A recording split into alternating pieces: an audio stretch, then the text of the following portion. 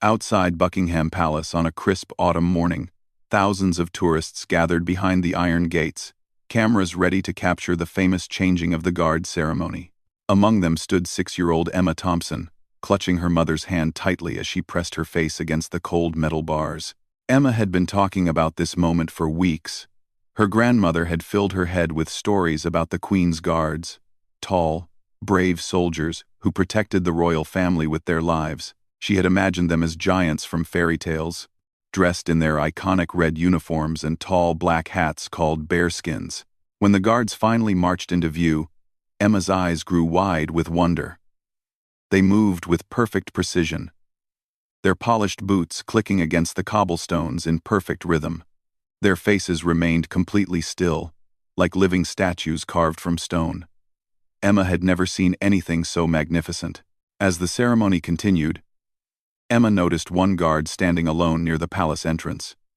He stood perfectly still, his rifle held at attention, staring straight ahead, without blinking.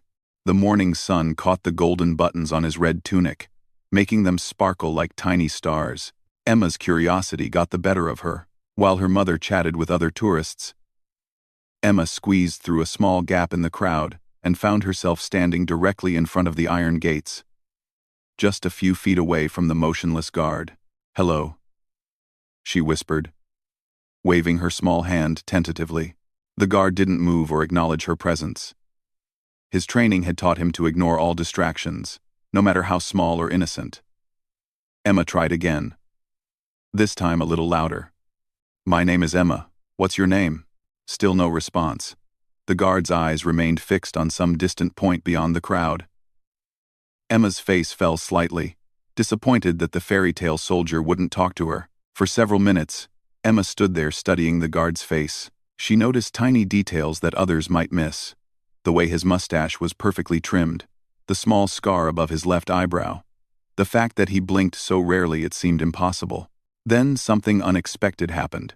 A strong gust of autumn wind swept through the palace grounds, carrying with it a small yellow leaf that had fallen from one of the old oak trees lining the courtyard. The leaf danced through the air, spinning and twirling in the breeze before landing directly on the tip of the guard's nose. Emma giggled, covering her mouth with both hands. The leaf balanced precariously on the guard's nose, trembling in the wind but refusing to fall. The guard's eyes crossed slightly as he tried to look at the leaf without moving his head. For what felt like an eternity, guard and leaf remained in their ridiculous standoff. The crowd behind Emma had grown larger, with more people pointing and taking pictures of the unusual scene. The guard's training told him to remain absolutely still, but the leaf tickled terribly, and he could feel a sneeze building deep in his nose. Emma watched with fascination as the guard's face began to change ever so slightly. His nostrils flared just a tiny bit. His eyes watered almost imperceptibly. A muscle in his cheek twitched once, then twice. Then it happened. The guard let out the smallest, most dignified sneeze in the history of royal ceremonies. The leaf flew off his nose and floated gently to the ground. Without thinking, the guard's eyes looked down at Emma for just a split second, and the corner of his mouth turned up in the briefest of smiles. Emma burst into delighted laughter, clapping her hands together. The guard quickly resumed his stoic expression. But the damage was done. The moment had been captured not just by Emma's memory, but by dozens of cameras and phones in the crowd. "Did you see that?" Emma called out to her mother, who had finally noticed her daughter had wandered off. "The soldier smiled at me. He really smiled." Emma's mother hurried over, apologizing profusely to anyone who would listen, worried that Emma had somehow broken royal protocol. But as she reached for her daughter's hand, she noticed something remarkable happening. Other children in the crowd had been inspired by Emma's boldness.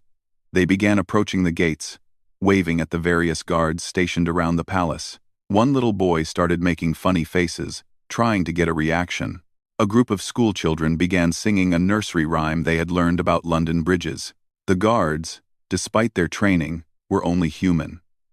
One guard, a young man barely 20 years old, caught sight of a toddler who had dropped his stuffed elephant and was crying inconsolably. The guard's eyes softened, and he made the slightest nodding motion toward the toy. alerting the child's father to its location. Another guard, stationed near the palace's side entrance, found himself fighting back laughter as a group of teenagers attempted to mimic the guard's rigid posture and serious expressions. Their exaggerated imitations were both terrible and hilarious, and the guard had to bite the inside of his cheek to keep from breaking character. But it was Emma who had started it all. As she stood there, beaming at her new soldier friend, she noticed that his eyes kept darting down to meet hers when he thought no one was looking. Each time their eyes met, Emma would give him a little wave, and each time, the guard would respond with the tiniest nod of acknowledgement. The formal changing of the guard ceremony continued around them, but Emma and her guard had created their own private moment of connection. When a palace official approached to gently remind Emma to step back behind the proper barriers, the guard did something completely unexpected. As the official reached for Emma's shoulder, the guard cleared his throat, just barely, but enough to catch the man's attention. The guard's eyes flicked to Emma, then back to the official, and he gave the smallest shake of his head. The message was clear: leave the child alone. The official, surprised but respectful of the guard's wishes, simply smiled and stepped back. Emma had found herself an unlikely protector in the Queen's Guard. As the ceremony drew to a close, and the guards began to march away, Emma's new friend prepared to leave his post. But before he turned to go, he did something that no one expected. He looked directly at Emma, stood a little straighter, and gave her the most subtle but unmistakable salute she had ever seen. Emma's face lit up like Christmas morning. She stood as straight as she could, placed her tiny hand over her heart, and gave him the best salute a 6-year-old could manage. The guard's smile, though barely visible, was genuine and warm. As he marched away to rejoin his unit, the guard carried with him the memory of a little girl who had reminded him why he loved his job. He protected more than just a building or a family. He protected the wonder and joy that children like Emma brought to the world. Emma never forgot her royal guard friend. Years later, she would tell the story to her own children, describing how she learned that even the most serious and important people in the world were still human beings, with hearts that could be touched by a child's innocent curiosity. The photograph of Emma and her guard, the moment of their mutual salute, became one of the most beloved images ever taken at Buckingham Palace. It showed the world that behind every uniform, every title, and every duty, there beats the heart of a person capable of kindness, humor, and human connection. That autumn day, Emma learned that heroes come in many forms, and sometimes the greatest acts of courage involve something as simple as acknowledging a child's smile. Even when duty says you should look away, the royal guard learned something too. That his job was about more than following orders and maintaining protocol. It was about being worthy of the trust and admiration of people like Emma, who saw him not just as a soldier, but as a guardian of everything good and magical about the world. The rain had been falling steadily for 3 hours at Windsor Castle, turning the ancient cobblestones slippery and treacherous. Sergeant Michael Davies stood at his post outside the main entrance, water dripping from the brim of his bearskin hat despite the small awning above. His red wool uniform, though treated to resist moisture, felt heavy and sodden against his skin. Michael had been a Queen's Guard for 8 years, long enough to know that weather was just another enemy to be conquered through discipline and determination. He had stood through scorching summer days when tourists fainted from the heat, through bone-chilling winter mornings when his breath formed clouds in the frigid air, and through countless rainy days like this one. What made this particular afternoon different was the wedding party that had chosen Windsor's grounds for their photographs. Despite the increasingly harsh weather, the bride, groom, and their photographer were determined to capture the perfect shot, with the castle's magnificent architecture as their backdrop. Michael had watched them arrive 2 hours earlier, when the rain was just a light drizzle. The bride, a young woman with kind eyes and an infectious laugh, had been radiant in her flowing white gown.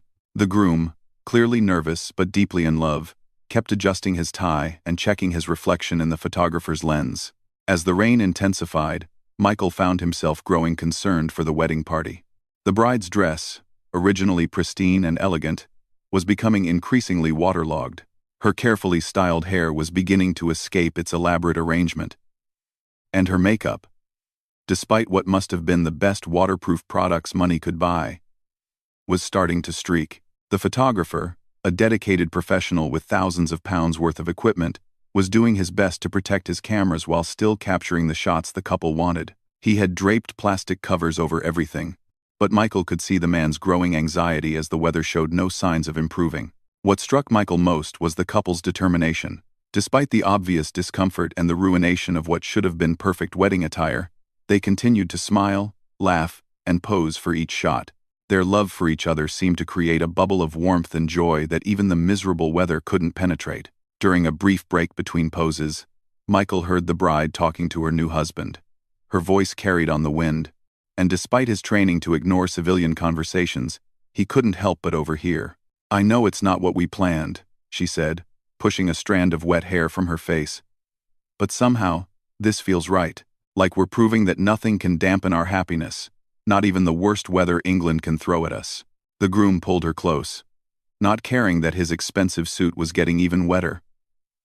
"I'd marry you again in a hurricane, if it meant spending my life with you," he replied, causing the bride to laugh and kiss him impulsively. Michael felt his chest tighten with emotion. In his line of work, he saw countless tourists, dignitaries, and visitors pass through the castle grounds. But rarely did he witness such genuine, unguarded happiness. The couple's love was so pure, so resilient in the face of adversity, that it reminded him why these ancient walls and traditions were worth protecting. As the afternoon wore on, the weather grew worse instead of better. The rain turned into a proper downpour, and the wind picked up, making it difficult for the photographer to keep his equipment stable. Michael watched as the bride began to shiver uncontrollably, her lips taking on a bluish tint that worried him greatly. The photographer called for another break, and the wedding party huddled together under a small archway that provided minimal shelter. Michael could see them discussing whether to abandon the shoot and head indoors. The bride was clearly reluctant to give up on her dream photos, but her physical condition was becoming a concern. That was when Michael made a decision that went against every regulation in his training manual. He began to move from his post, slowly and deliberately, in a way that wouldn't attract attention from his superiors or the ever-present security cameras. Step by careful step, he made his way toward the archway where the couple was sheltering. As he approached, the wedding party looked up in surprise. Tourists often tried to interact with the Queen's guards, but it was virtually unheard of for a guard to approach civilians on his own initiative. Michael stopped directly in front of the bride and, maintaining his official posture, spoke in a voice just loud enough for the immediate group to hear. "Ma'am, if I may suggest," he said, his tone respectful but urgent. "There's a covered colonnade, approximately 50 meters to your left, just beyond the rose garden. It provides excellent protection from the weather while maintaining a clear view of the castle's east wing. The architecture there is considered among the finest examples of Georgian design on the property." The photographer's eyes lit up immediately. "That sounds perfect for what we need," he said, already starting to pack up his equipment. The bride looked at Michael with gratitude that made his chest swell with pride.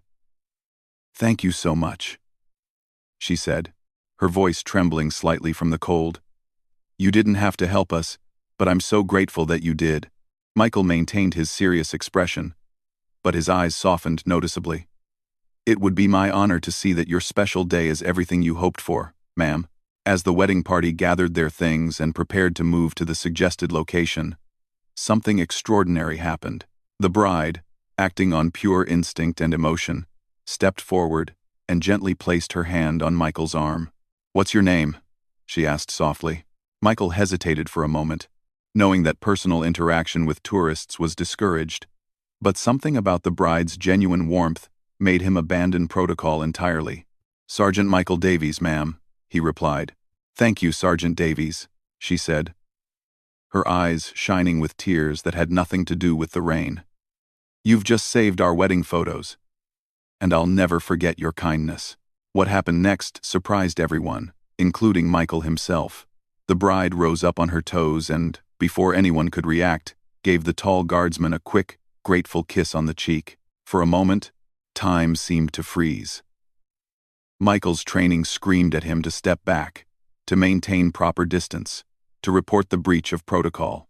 But instead, he found himself smiling, not the subtle, barely perceptible expression he had mastered for dealing with tourists, but a genuine, warm smile that transformed his entire face.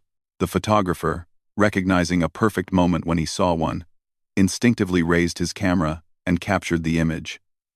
A bride in her rain-soaked wedding dress, standing on her toes to kiss the cheek of a Queen's Guard, who was smiling like any ordinary man who had just been thanked for a simple act of kindness.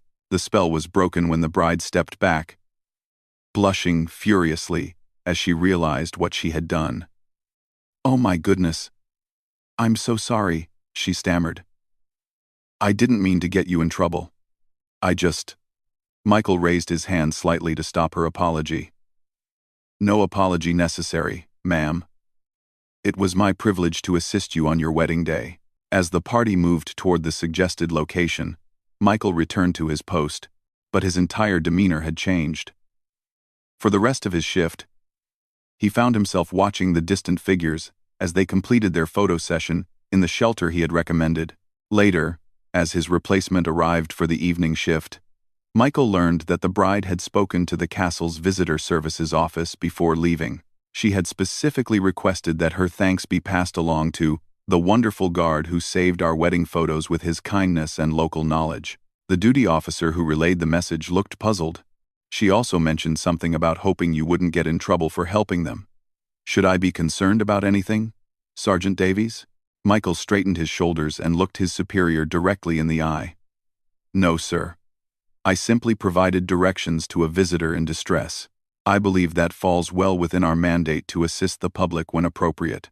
The officer studied Michael's face for a moment, then nodded slowly. "Indeed it does, Sergeant. Indeed it does." Months later, Michael received an unexpected package in the mail. Inside was a professionally printed wedding album, with a note from the bride explaining that their photographer had submitted the image of their encounter to a photography contest focused on unexpected moments of human connection. The photo had won first place, but more meaningful to Michael than any award was the letter that accompanied the album. The bride wrote about how his simple act of kindness had transformed what could have been a disaster into one of the most cherished memories of their wedding day. She explained that whenever she and her husband looked at their photos, they remembered not the rain or the cold, but the moment when a stranger in a red coat proved that compassion and duty could coexist perfectly.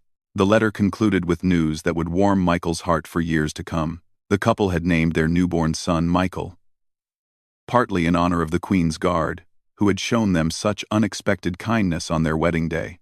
That evening, as Michael stood at his post under a clear, starlit sky, he reflected on the lesson he had learned. His job was indeed about following orders, maintaining protocol, and protecting important people and places.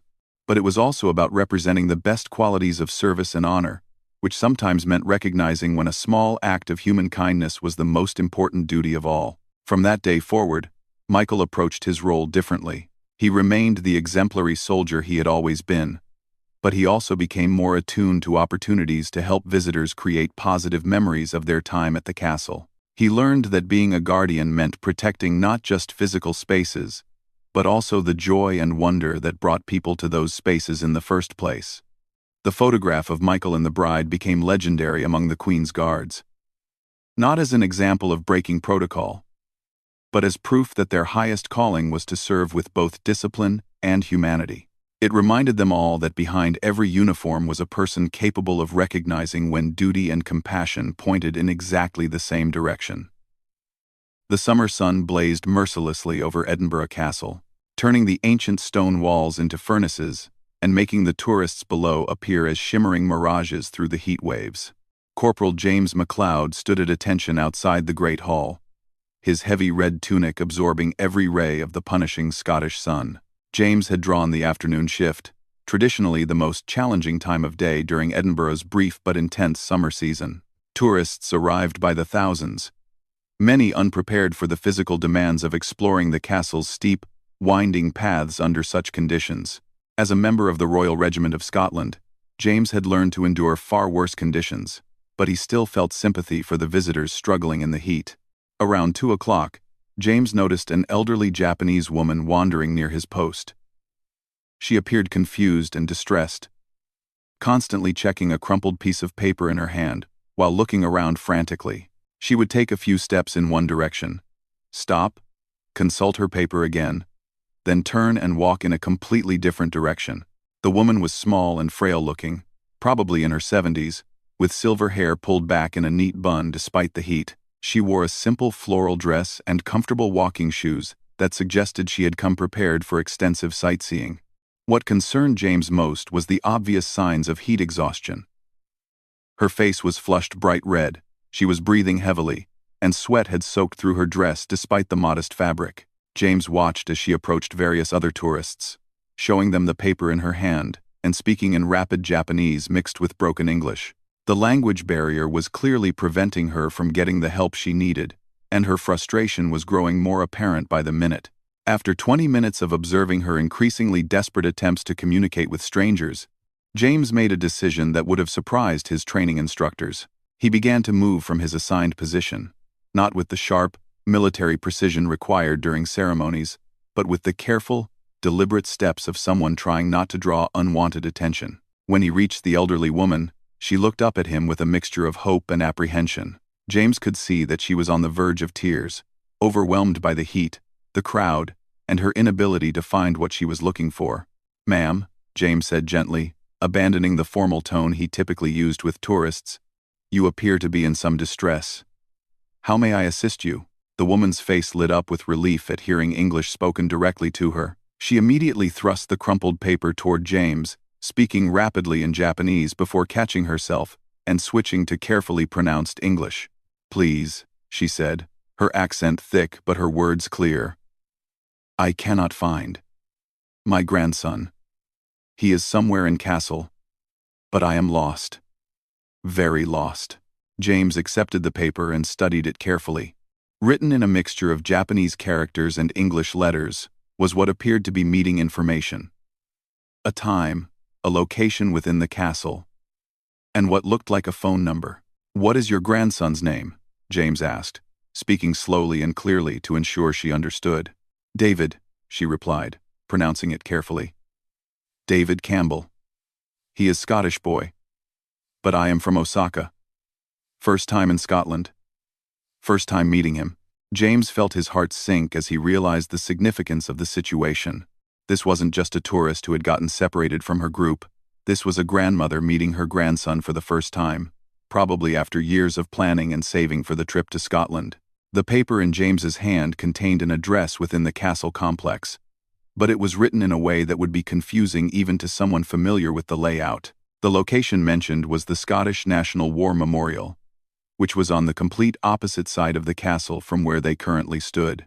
"Ma'am," James said, glancing around to ensure his absence from his post hadn't been noticed by his superiors. "The location you're looking for is quite far from here, and the path can be confusing. When are you supposed to meet David?" The woman checked a small watch on her wrist, and her eyes widened in panic. 3 o'clock, she said, her voice trembling. "I am already late. Very late. David will think I do not come."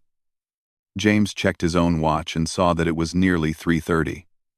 The woman had been wandering for at least 30 minutes, getting more lost with each attempt to find her way. In this heat, at her age, continuing to search alone could be dangerous. What happened next went against every regulation in James's military training, but aligned perfectly with the values his grandmother had instilled in him as a child. He made a decision that could have cost him his career, but felt absolutely right in his heart. "Ma'am," he said firmly, "I'm going to help you find David. Please stay close to me and let me know if you need to rest." The relief on the elderly woman's face was immediate and profound. She reached out and grasped James's arm with both hands, tears of gratitude streaming down her cheeks. "Thank you," she whispered. "Thank you so much." James began leading her through the castle complex, taking a route that would provide as much shade as possible while still heading toward the war memorial. He modified his usual quick military pace to match her slower, more careful steps, and stopped frequently to allow her to catch her breath. As they walked, the woman began to tell James about her grandson. Her English, though limited, was heartfelt and clear when she spoke about family. "My daughter married Scottish man 20 years ago," she explained between labored breaths. "They live in Glasgow. David is their son, but I never meet him. Too far. Too expensive. My husband died last year. Leave me money for travel. First time I can come to Scotland. James found himself deeply moved by her story. The idea that she had saved and planned for years to meet her grandson, only to get lost and miss their appointment, was heartbreaking. How old is David? James asked, hoping to keep her talking and distracted from the heat. 18 years, she replied proudly. He study history at university. Very smart boy. He choose war memorial for meeting because he want to show me Scottish military history. Like what you do. As they continued through the castle grounds, other tourists began to notice the unusual sight of a Queen's Guard escorting an elderly woman through the complex. Some took photographs, others pointed and whispered. But James ignored them all. His focus was entirely on getting this grandmother to her grandson safely. Halfway to their destination, the elderly woman suddenly stopped and swayed slightly on her feet. James immediately moved to steady her, his training in first aid kicking in automatically. "Ma'am, you need to rest and drink some water," he said, guiding her to a shaded bench. "The heat can be very dangerous." "But David," she protested weakly. "David will wait," James assured her. "Let me get you something to drink." James approached a nearby vendor and purchased a bottle of cold water, paying for it with his own money. He returned to the bench and opened the bottle for the elderly woman, encouraging her to drink slowly but steadily. "You are very kind," she said after several minutes of rest. "Like my David, I think. His mother tell me he want to be soldier. Like you." James felt a sudden surge of determination. This grandmother had traveled thousands of miles to meet her grandson, and he was not going to let her miss that meeting. "Are you feeling better?" he asked. "We're almost there." The final portion of their journey took them up a steep stone stairway that led to the war memorial. James could see the strain on the elderly woman's face as they climbed, but she pressed on with admirable determination. As they reached the top of the stairs and rounded the corner into the memorial courtyard, James heard a young man's voice calling out anxiously, "Grandmother? Grandmother, are you here?" Standing near the memorial's entrance was a tall, lean young man with dark hair and worried eyes. He was scanning the crowd desperately, checking his phone repeatedly, and calling out in both English and what sounded like basic Japanese phrases. "David?" the elderly woman called out weakly. The young man spun around, and when he saw his grandmother approaching with James, his face went through a series of expressions: relief, joy, confusion, and gratitude, all mixing together. "Grandmother!" David exclaimed, running toward them. "I was so worried. I thought something had happened to you." The reunion that followed was one of the most touching scenes James had ever witnessed. David embraced his grandmother carefully, speaking to her in a mixture of English and the few Japanese words he had clearly been practicing. The elderly woman was crying and laughing simultaneously, touching her grandson's face as if to confirm he was real. Through their conversation, James learned that David had been searching the castle grounds for nearly an hour, growing increasingly frantic about his grandmother's safety. He had even approached castle security about organizing a search. When David finally turned to acknowledge James, his gratitude was overwhelming. "I don't know how to thank you," he said, his voice thick with emotion. "You didn't have to help her. But you did. You probably saved her from heat exhaustion." James, feeling slightly embarrassed by the attention, reverted to his more formal tone. "It was my privilege to assist, sir. I hope you and your grandmother have a wonderful visit." But David wasn't finished. "No. Really," he insisted. "This means everything to our family. She's been planning this trip for 3 years. If she had gotten seriously lost or hurt..." The elderly woman, who had been listening to their conversation with limited understanding, suddenly stepped forward and did something that surprised everyone present. She bowed deeply to James in the traditional Japanese manner, holding the position for several long seconds. When she straightened, she spoke in careful English. "You have very good heart. I will never forget kindness of Scottish soldier." James, moved beyond words, responded with a respectful bow of his own, something he had learned during a brief cultural training course early in his career. The elderly woman's face lit up with delight at his gesture of respect for her culture. As James prepared to return to his duties, David stopped him with an unexpected request. "Would you mind if we took a photograph together?" David asked. "I know it might be against regulations, but this moment, it's going to be one of the most important memories of our family's history." James considered the request carefully. Technically, posed photographs with tourists were discouraged, but this situation felt different. This wasn't about tourist entertainment. It was about documenting a moment of genuine human connection and family history. "I think that would be appropriate," James replied. David arranged his grandmother between himself and James and asked a nearby tourist to take several photos with his phone. In the images that resulted, 3 generations of family connection were captured. A Japanese grandmother, her Scottish grandson, and a guard who had reminded them both that kindness transcends all boundaries of nationality, duty, and regulation. After the photographs were taken, James prepared to leave, but the elderly woman caught his sleeve gently. "What is your name?" she asked. "Corporal James McLeod, ma'am." She repeated his name carefully, then reached into her small purse and pulled out a traditional Japanese good luck charm. A small silk pouch with intricate embroidery. "For you," she said, pressing it into his hand. "For protection and good fortune. Thank you for helping lost grandmother find her family." And James accepted the gift with genuine appreciation, understanding the cultural significance of her gesture.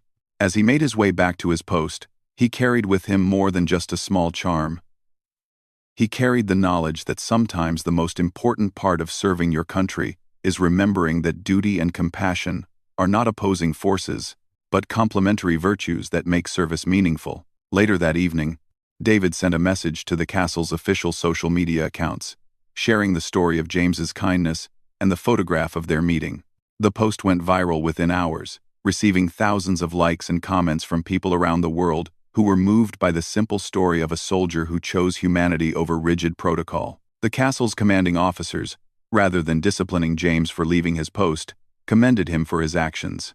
They recognized that his behavior had not only helped a family in need but had also created positive international goodwill that reflected well on both the military and Scotland as a whole. For James, the experience became a defining moment in his understanding of what it truly meant to serve. He learned that protecting and serving the public sometimes required stepping beyond the boundaries of written orders and into the territory of human judgment and compassion.